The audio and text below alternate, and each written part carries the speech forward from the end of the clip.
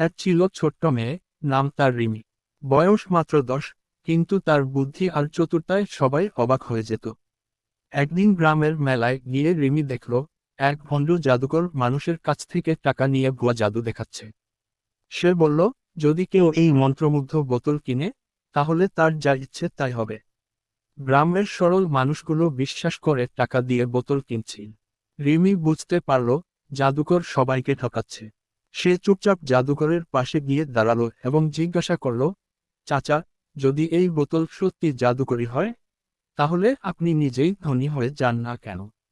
জাদুকর হকচকিয়ে গেল। সে কিছু বলতে যাচ্ছিল, ঠিক তখনই রিমি আরো বলল, আপনি যদি সত্যি জাদু জানেন, তাহলে আমার ছোট ভাইয়ের খেলনা গাড়িটা স্বর্ণে পরিণত করুন।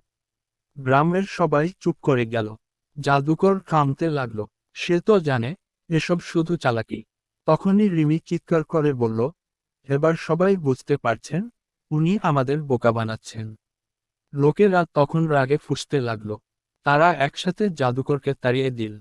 সবাই রিমির প্রশংসা করল এবং বলল, তুমি আমাদের চোখ খুলে দিলে। সেই দিন থেকে রিমিকে সবাই আরো ভালোবাসতে লাগলো। তার বুদ্ধিমত্তার কারণে গ্রামবাসী ভবিষ্যতে আর কোনো প্রতারকের ফাঁদে পড়ল না।